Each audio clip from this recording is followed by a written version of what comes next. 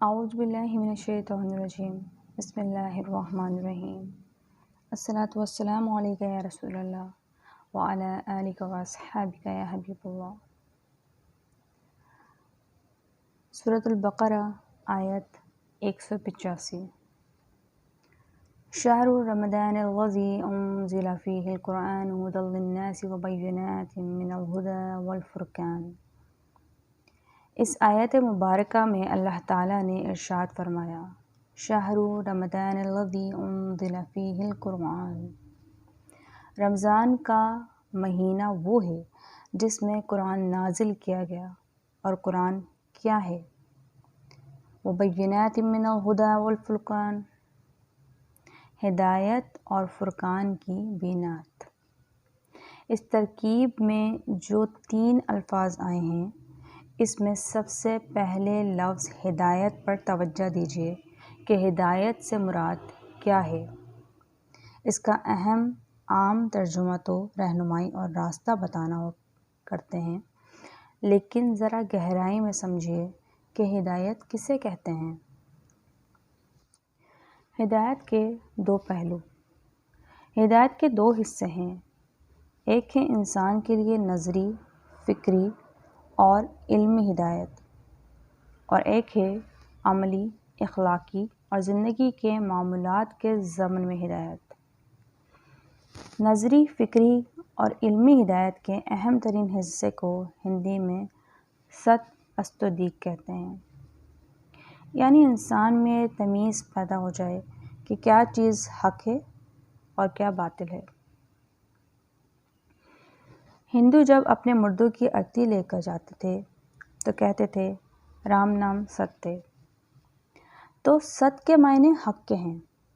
قرآن مجید میں آتا ہے ذالک بأن اللہ ھو الحق۔ اسی طرح ہندی میں اس حق کے لیے لفظ ست ہے۔ ہندی میں بعض الفاظ کے شروع میں اگر سابقے کے طور پر الف کا اضافہ کر دیں تو معنی الٹ جاتے ہیں، مثلاً ٹل سے اٹل، اسی طرح مر سے امر اور ست سے است۔ است وہ شے ہے جو نظر تو آ رہی ہے لیکن حقیقی نہیں ہے، جبکہ ست وہ شے ہے جو حقیقت پر مبنی ہے۔ سب سے بڑی بات یہی ہے، انگلستان کے بہت بڑے فلسفی برڈلے نے اپنی مارکۃ الآراء کتاب اپیئرنس اینڈ ریئلٹی میں اسی حقیقت کو بیان کیا ہے۔ جو کچھ نظر آتا ہے وہ حقیقت نہیں ہے، بلکہ حقیقت اس کے پیچھے ہے۔ جو کوئی محض آنکھوں سے نظر آنے والی چیزوں میں الجھ گیا، وہ در حقیقت باطل یعنی فالس ہوڈ کا شکار ہے، جب تک کہ ظاہر کے پردے کو چیر کر باطن کو نہ دیکھا جائے۔ اقبال نے کہا ہے، گاہ میری نگاہ تیز چیر گئی دل وجود، گاہ الجھ کے رہ گئی میری توہمات میں۔ عربی کا ایک شعر ہے جس کے معنی ہیں، کائنات میں جو کچھ ہے وہم ہے یا خیال ہے، یا جیسے شیشوں کے اندر عکس ہوتا ہے، یا جیسے سایہ ہوتا ہے، اس کی کوئی حقیقت نہیں۔ یہ مادی دنیا اور مادی عالم بڑا ٹھوس نظر آتا ہے، یہ محسوس بھی ہوتا ہے، اس میں ہمیں کوئی تکلیف پہنچتی ہے تو فوراً محسوس ہو جاتی ہے، اور اس کی مسرت بھی فوراً محسوس ہوتی ہے۔ ہم اس کی تکلیف سے بھی متاثر ہوتے ہیں اور اس کی راحت سے بھی، لیکن اصل بات یہ ہے کہ انسان سمجھ لے کہ یہ نمود بے بود ہے، یعنی اس کی نمود تو ہے، حقیقت کوئی نہیں۔ حقیقت صرف ذات باری تعالیٰ کی ہے۔ قرآن مجید میں بہت سے مقامات پر اسی حقیقت کی طرف اشارہ کیا گیا ہے۔ ذالک بأن اللہ ھو الحق، الحق اللہ تعالیٰ ہی کی ذات ہے۔ اس انسان کے اندر یہ تمیز پیدا ہو جانا، اس کی بھی در حقیقت مختلف کرولیرائز ہیں۔ دراصل ہمارا ایک جسم ہے جو نظر آتا ہے، وزن رکھتا ہے اور اس کے تقاضے ہیں۔ جو محسوس ہوتے ہیں۔ بھوک لگتی ہے تو اس کا احساس ہوتا ہے، پھنسی نکلتی ہے تو درد ہوتا ہے، اس کی مسرت بھی اور اس کی تکلیف بھی محسوس ہوتی ہے۔ لیکن ہمارا حقیقی وجود یہ نہیں ہے۔ حقیقی وجود وہ روحانی وجود ہے جو نظر نہیں آتا، وہ ریالٹی ہے، یہ اپیرنس ہے، یعنی یہ ظاہر ہے اور وہ اصل حقیقت ہے۔ اسی طرح یہ دنیا کی زندگی ہے، عظیم کائنات ہے، کہکشائیں یعنی گیلیکسیز ہیں، ایسے ایسے ستارے ہیں جو سائز میں ہماری سورج سے لاکھوں گنا بڑے ہیں۔ پوری کائنات کی وسعت کو دیکھیں تو یہ ہمارا سورج بھی ایک ذرہ معلوم ہوتا ہے، اور ذرے کا دل چیریں تو معلوم ہوتا ہے کہ اس کے اندر پورا سورج موجود ہے۔ لہوئے خورشید کا ٹپکے اگر ذرے کا دل چیریں، ان ذرات کا دل چیر کر ایٹمی توانائی نکالی گئی ہے۔ مہر درخشاں، ذرہ فانی، مہر درخشاں، لیکن یہ سب اپیرنس ہے، حقیقت نہیں ہے۔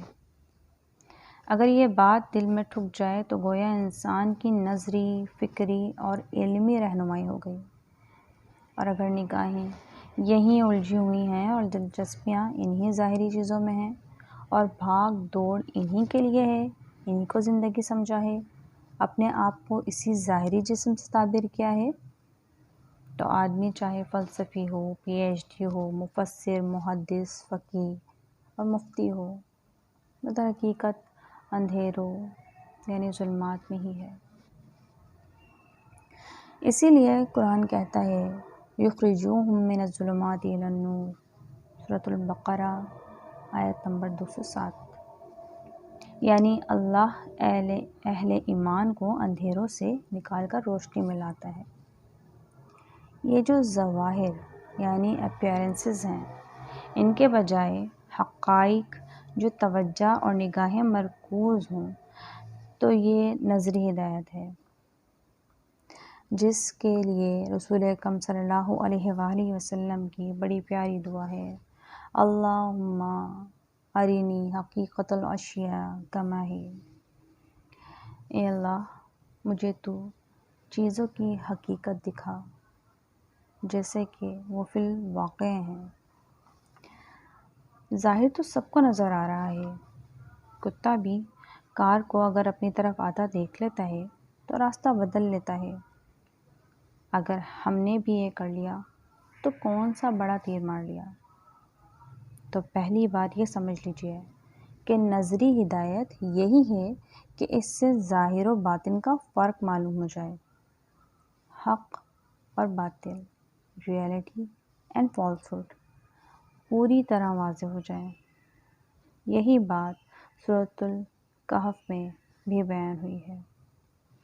جب حقیقت یا باطل کا ملمہ ہو جائے تو یہی دجالیت ہے۔ دجل کسے کہتے ہیں؟ حقیقت پر کسی اور شے کا پردہ ڈال دینا۔ اسی اعتبار سے یہ دجالیت ہے کہ ان تین حقیقتوں یعنی ذات باری تعالیٰ، روح انسانی اور حیات اخروی پر ان تین ظواہر یعنی کائنات، جسم حیوانی اور حیات دینوی کا پردہ پڑ جائے، اور یہی دجل اور فریب ہے۔ اور جیسے جیسے سائنس ترقی کر رہی ہے یہ دجل بڑھتا چلا جا رہا ہے، اس ظاہر کی دلکشی بڑھتی ہی چلی جا رہی ہے، یہ اپیرنس اور زیادہ دل کو مو لینے والی چیز بنتی جا رہی ہے، اس کی رونقیں بڑھتی جا رہی ہیں اور اس کی چمک و دمک میں اضافہ ہوتا جا رہا ہے۔ نظر کو خیرہ کرتی ہے چمک تہذیب حاضر کی، یہ صنائی مگر جھوٹے رنگوں کی ریزہ کاری ہے، یہ جھوٹ اور فالسہوڈ ہے، حقیقت نہیں ہے۔ بہرحال پہلی بات نظری، فکری اور علمی ہدایت ہے، میں نے اس وقت دینی اصطلاحات یعنی ایمان باللہ، ایمان بالرسالت اور ایمان بالآخرہ کے حوالے سے بات نہیں کی، بلکہ ایک نئے زاویے سے وضاحت کی کوشش کی ہے۔ اگر انسان میں تصدیق، reality and appearance, reality and falsehood کے مابین فرق و امتیاز، حق اور باطل میں امتیاز کا وصف قائم ہو گیا تو اسے نظری، فکری اور علمی ہدایت حاصل ہو گئی۔ دوسری ہدایت عملی ہے۔ اس معاملے میں بھی قرآن کا فلسفہ سمجھ لیجئے کہ عملی ہدایت کا ایک درجہ انفرادی سطح پر ہے اور کہ میں کیا کروں کیا نہ کروں۔ اللہ تعالیٰ نے یہ انفرادی ہدایت ہر انسان کے دل میں ودیعت کر کے اسے دنیا میں بھیجا ہے۔ اسے بتانے کی ضرورت نہیں ہے کہ یہ خیر ہے اور یہ شر ہے، یہ نیکی ہے اور یہ بدی ہے، یہ بھلائی ہے اور یہ برائی ہے۔ وَنَفْسٍ وَمَا سَوَّاهَا فَأَلْهَمَهَا فُجُورَهَا وَتَقْوَاهَا، سورۃ الشمس۔ نفس انسانی کو معلوم ہے کہ سچ بولنا اچھا ہے اور جھوٹ بولنا برا ہے، وعدہ کر کے پورا کرنا اچھا ہے اور وعدہ خلافی کرنا بری بات ہے، بڑوں کی خدمت اور عزت کرنا اچھی بات ہے اور ان کے ساتھ بے عزتی کا معاملہ کرنا بری بات ہے، والدین کے ادب اور خدمت پر مبنی رویہ اچھا ہے اور اگر ان کا لحاظ نہ ہو تو یہ بری بات ہے۔ اسے کون نہیں جانتا؟ یہ دوسری بات ہے کہ انسان کا مزاج ہی بگڑ گیا ہو تو اس وجہ سے وہ اپنے اندر کی اس ہدایت سے فائدہ نہیں اٹھا پاتا، لیکن جس وقت وہ غلط کام کر رہا ہوتا ہے اسے اندر سے ضمیر متنبہ کرتا ہے کہ تم غلط کر رہے ہو۔ اسی کا نام نفس لوامہ ہے کہ جس کی قسم کھائی گئی، لا اقسم بیوم القیامہ ولا اقسم بالنفس اللوامہ، سورۃ القیامہ۔ نہیں، میں قسم کھاتا ہوں قیامت کے دن کی، اور نہیں میں قسم کھاتا ہوں نفس ملامت گر کی۔ یہی وجہ ہے کہ قرآن مجید میں اس انفرادی معاملے پر اتنا زیادہ زور نہیں دیا گیا، بلکہ انہیں معروف و منکر کہا گیا ہے کہ جو چیزیں معروف اور جانی پہچانی ہیں یہی اچھائیاں اور بھلائیاں ہیں، بس ان کی پیروی کرو۔ منکر وہ ہیں جن سے انسان کا نفس خود ہی نفرت کرتا ہے۔ یہ دوسری بات ہے کہ انسان اپنے کسی مفاد کی وجہ سے یا کسی وقتی جذبے کے تحت کسی منکر کا ارتکاب کر لیتا ہے، لیکن اس کی فطرت اس وقت بھی اسے ٹوک رہی ہوتی ہے کہ غلط کام کر رہے ہو۔ انسان کو اصل احتیاج اجتماعی زندگی میں ہدایت کی ہے۔ یہاں آ کر جو پیچیدگیاں پیدا ہو جاتی ہیں ان کا حل عقل انسانی کے لیے محال، مطلق اور ناممکن ہے۔ دنیا میں آج تک 3 اجتماعی مسائل کی نشاندہی ہوئی ہے۔ نمبر 1، عورت اور مرد کے درمیان حقوق و فرائض کے ضمن میں کیا توازن ہو، بیوی کے کیا حقوق ہوں اور شوہر کے کیا حقوق ہوں۔ یہ بڑا پیچیدہ مسئلہ ہے۔ انسان اس معاملے میں افراط و تفریط کا شکار ہو رہا ہے۔ نمبر 2، دوسرا مسئلہ اجتماعی نظام ریاست و حکومت کا ہے کہ ایک فرد اور عام شہری کو کتنی آزادی ہونی چاہیے اور اس پر کتنا جبر ہونا چاہیے، اور اجتماعیت کو کتنا اختیار ہونا چاہیے، اور چیک اینڈ بیلنس کا کیا نظام ہونا چاہیے۔ پولیٹیکل سائنس ساری کی ساری اسی مسئلے کے گرد گھومتی ہے۔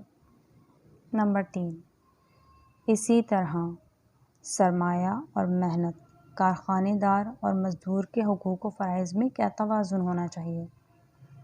اس میں ذرا سے عدم توازن سے ظلم و استحصال کا بازار گرم ہو جاتا ہے، سرمایہ دار غریب کا خون چوستا ہے۔ خواجہ از خونے رگے مزدور سازو لالناب، از جفائے دا خدایا کشتے دہکانہ خراب۔ سرمایہ دار نے مزدور کے خون سے شراب کشید کی ہے جسے وہ شام کو کلب میں بیٹھ کر پیتا ہے، اور زمیندار اور لینڈ لارڈ کے ظلم و ستم سے کاشتکار کی کھیتی خراب ہے کہ اس کا بچہ فاقے سے ہے، حالانکہ محنت و مشقت اسی کاشتکار نے کی ہے۔ یہاں آ کر انسان بالکل گھٹنے ٹیک کر اللہ سے ہدایت کا طالب بنتا ہے۔ سورۃ الفاتحہ کے قرآن مجید کے بالکل شروع میں ہونے کی حکمت بھی یہی ہے کہ انسان پہلے خود کہہ رہا ہے الحمدللہ رب العالمین الرحمن الرحیم مالک یوم الدین ایاک نعبد و ایاک نستعین۔ تمام شکر اس اللہ کے لیے ہے جو تمام جہانوں کا پروردگار ہے، بڑا مہربان نہایت رحم والا ہے، جزا و سزا کے دن کا مالک ہے۔ ہم تیری ہی عبادت کرتے ہیں اور تجھ ہی سے مدد چاہتے ہیں۔ ان حقائق تک تو وہ خود پہنچ گیا ہے، لیکن اس کے بعد آگے کہتا ہے اہدنا الصراط المستقیم، اے اللہ ہمیں سیدھے راستے کی ہدایت دے۔ اس اجتماعی معاملے کو کہیں قرآن صراط مستقیم کہتا ہے، کہیں صراط السوی اور کہیں سواء السبیل، مختلف الفاظ آئے ہیں۔ ان تمام پیچیدگیوں میں سے درمیانی، معتدل اور عدل پر مبنی راہ جس میں افراط و تفریط نہ ہو، یہ اصل ہدایت ہے جس کے لیے قرآن نازل ہوا۔ اس بحث کے حاصل کلام کے طور پر جان لیجئے کہ ہدایت نظری کا مطلب یہ ہے کہ آپ کے سامنے حق و باطل، اپیرنسز اینڈ ریئلٹی، سچ سست کے درمیان امتیاز واضح ہو جائے۔ اللہ حق ہے، آخرت حق ہے۔ آپ نے وہ دعا پڑھی ہوگی انت الحق ووعدک الحق ولقاؤک حق وقولک حق والجنۃ حق والنار حق والساعۃ حق والنبیون حق ومحمد صلی اللہ علیہ وآلہ وسلم حق، متفق علیہ۔ یہ تمام امور حق ہیں، باقی جو نظر آ رہا ہے یہ سب باطل ہے۔ سورۃ الحشر میں متنبہ کیا گیا ہے وَلَا تَكُونُوا كَالَّذِينَ نَسُوا اللَّهَ فَأَنسَاهُمْ أَنفُسَهُمْ، آیت 19۔ ان لوگوں کی طرح نہ ہو جانا جنہوں نے اللہ کو بھلا دیا تو اللہ تعالیٰ نے ان کو اپنی جانوں سے غافل کر دیا۔ ہم اپنے مادی جسم کو محسوس کر کے سمجھتے ہیں کہ ہم ہیں، حالانکہ حقیقت میں تو کوئی اور شے ہے جو ہمارے وجود کی بنیاد بنتی ہے۔ اسی طرح فرمایا یعلمون ظاہرا من الحیات الدنیا، سورۃ الروم آیت 7۔ یہ دنیا کی زندگی کے ظاہر کو ہی جانتے ہیں، حقیقت کو نہیں جانتے۔ دنیا کی زندگی کی حقیقت معنوی کو جانتے تو اللہ کو پہچان لیتے اور آخرت کو فوراً پہچان لیتے، لیکن یہ صرف دنیا کی زندگی کے ظاہر کو جانتے ہیں۔ یہ نظری ہدایت ہے۔ جہاں تک عملی ہدایت کا تعلق ہے تو ہر انسان کے لیے اس کی جبلی ہدایت اس کے اندر موجود ہے، جیسے پیٹ کھانے کو مانگتا ہے، جسم کے دوسرے تقاضے ہیں ان کو پورا کیا جائے۔ اس میں اسے ہدایت صرف اس بات کی دینا ضروری ہے کہ کیا حلال ہے اور کیا حرام ہے۔ یہ ایسے ہی ہے جیسے کہ سڑک کے ذریعے جب آپ مری جاتے ہیں تو ہر موڑ پر نشان لگے ہوتے ہیں کہ یہاں سے آرام سے گزرنا ہے ورنہ کھائی میں گر جاؤ گے، اسپیڈ کی حدود معین کر دی گئی ہیں۔ اسی طرح سے زندگی کے مختلف معاملات میں حدود اللہ معین کر دی گئی ہیں کہ ان حدود سے تجاوز نہیں کرنا۔ باقی یہ کہ خیر و شر کے بارے میں تمہیں بتانے کی ضرورت نہیں ہے کہ کیا خیر ہے اور کیا شر ہے، کیونکہ تمہیں خود ہی معلوم ہے۔ البتہ اجتماعی زندگی کے اندر تم محتاج محض ہو کہ اللہ تعالیٰ کی ہدایت تمہیں ملے۔ اب اگلے لفظ پر آئیے، بینات من الہدی والفرقان۔ فرقان کا مطلب ہے حق و باطل میں فرق، سچ است میں فرق، اپیرنسز اینڈ ریئلٹی میں فرق۔ بینات وہ ہیں جو از خود روشن ہوں۔ سورۃ العنکبوت میں فرمایا بل ہوا آیات بینات فی صدور الذین اوتوا العلم، آیت 49۔ بلکہ یہ قرآن تو وہ آیات بینات ہیں جو اہل علم کے سینوں میں پہلے سے موجود ہیں۔ اسی لیے قرآن اپنے آپ کو تذکرہ و تبصرہ کہتا ہے۔ تبصرہ کہتے ہیں کسی کو آنکھ کھول کر دکھا دینا، اور تذکرہ کے معنی ہیں یاد دلا دینا کہ تمہارے اندر یہ سب کچھ موجود ہے، تمہارے اندر حق ہے، تمہارے اندر ذات باری تعالیٰ کی تجلی ہے ذوق تجلی بھی اسی خاک میں پنہاں، ہے ذوق تجلی بھی اسی خاک میں پنہاں، غافل تو نرا صاحب ادراک نہیں ہے۔ چنانچہ قرآن مجید جو بینات کا لفظ لاتا ہے تو وہ اس اعتبار سے کہ یہ انسانی روح کے لیے جانی پہچانی شے ہے، اس میں کوئی نئی شے نہیں ہے۔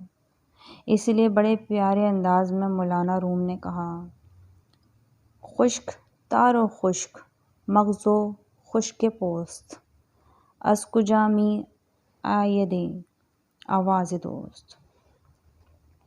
قرآن مجید کو سنتے ہوئے وہ شخص جس کا دل قوی اور زندہ ہو اور روح بیدار ہو تو وہ یوں محسوس کرتا ہے جیسے یہ میرے دوست کی آواز آ رہی ہے، اور گویا یہ تو میرے اپنے اندر کی آواز ہے۔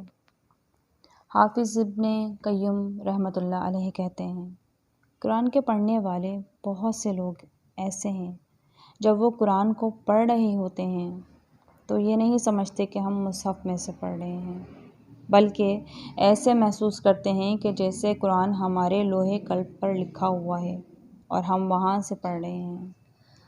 فطرت انسانی اور قرآن حکیم میں اس قدر ہم آہنگی اسی لیے ہے۔ یہ قرآن بینات من الہدی والفرقان ہے، اور یہ ایسی روشن آیات ہیں جو علم والوں کے سینوں میں محفوظ ہیں۔ دنیا کی سب سے بڑی نعمت۔ اب آئیے اس بات کی طرف کہ یہ قرآن سب سے بڑی نعمت کیوں ہے۔ دراصل ہمارا نعمتوں کا تصور دولت، شہرت، اقتدار، جائیداد، اولاد، صحت وغیرہ تک محدود ہے، لیکن حقیقت یہ ہے کہ ان میں سے کوئی شے بھی نعمت نہیں ہے۔ نعمت صرف ایک ہے اور وہ ہدایت ہے۔ ہدایت ہوگی تو دولت بھی نعمت ہے، صحت بھی نعمت ہے۔ ہدایت کی بنا پر آپ دولت اور صحت سے نیکیاں کمائیں گے، اور اگر ہدایت نہیں ہے تو اسی صحت کی بنیاد پر بدمعاشیاں کریں گے، تو ظاہر ہے کہ ایسی صحت نعمت نہیں بلکہ زحمت ہے۔ ہدایت ہے تو زندگی نعمت ہے، زندگی کا ایک ایک لمحہ نعمت ہے۔ ہدایت نہیں ہے تو زندگی لعنت ہے۔ ہدایت ہے تو اولاد نعمت ہے، اسے آپ دین کے کام میں لگائیں گے اور اسے صدقہ جاریہ بنائیں گے۔ ہدایت نہیں ہے تو اولاد لعنت ہے، جو آپ کے لیے عذاب کا باعث بنے گی۔ آپ نے حرام کے ذریعے سے جو کچھ کما کر جمع کیا ہے اس کو علل تلل میں اڑائے گی، اور ان کی بدمعاشیوں کا حساب آپ کے کھاتے میں جمع ہوتا رہے گا۔ قرآن مجید میں 2 جگہ کہا گیا ہے، فَلَا تُعْجِبْكَ أَمْوَالُهُمْ وَلَا أَوْلَادُهُمْ إِنَّمَا يُرِيدُ اللَّهُ لِيُعَذِّبَهُمْ بِهَا فِي الْحَيَاةِ الدُّنْيَا۔ سورۃ التوبہ آیت 55 اور قدر مختلف الفاظ کے ساتھ سورۃ التوبہ آیت 85۔ ان کے مال اور ان کی اولاد کی کثرت تمہیں دھوکے میں نہ ڈال دے۔ اللہ تعالیٰ ان کے ذریعے ان کو دنیا کی زندگی میں عذاب دینا چاہتا ہے۔ اگر ہدایت نہیں تو نہ دولت نعمت ہے، نہ اولاد نعمت ہے، نہ صحت نعمت ہے، بلکہ یہ سب ہماری تباہی کا سامان ہے، ہمارے جہنم میں جانے کے لیے تمہید ہے۔ ہاں، پارس وہ شے ہے جس سے کوئی چیز چھو جائے تو وہ سونا بن جاتی ہے۔ اسی طرح ہدایت وہ شے ہے کہ اس کے ساتھ صحت بھی نعمت ہے، زندگی بھی نعمت ہے۔ اس کے باوجود بھی اگر کچھ کوتاہیاں ہو جائیں تو ان کی تلافی کا امکان ہے۔ انسان توبہ کے ذریعے اپنی غلطیوں کی تلافی کر لیتا ہے۔ ہدایت کے ساتھ اگر اقتدار نصیب ہو جائے تو خلق خدا کی بہتری کا سامان ہو جائے گا۔ اگر اقتدار ایسے لوگوں کے ہاتھ میں آ جائے جن کے پاس ہدایت نہیں تو نتیجہ یہی نکلے گا کہ خلق خدا انہیں کوسے گی اور یہ خلق خدا کو لعنت کریں گے۔ تو معلوم یہ ہوا کہ اس دنیا میں، اس آسمان کے نیچے اور اس زمین کے اوپر حقیقتاً نعمت صرف ایک ہی ہے، اور وہ ہدایت ہے، جو کہ مطلقاً نعمت ہے، سرتاپا نعمت ہے، اور جو ہر نعمت کو نعمت بنانے والی ہے۔ اگر یہ نہ ہو تو ہر کوئی شے نعمت نہیں ہے۔ اس دعا کے ساتھ کہ اللہ تعالیٰ ہمیں بھی ہدایت کی نعمت عطا فرمائے۔ وآخر دعوانا ان الحمد للہ رب العالمین۔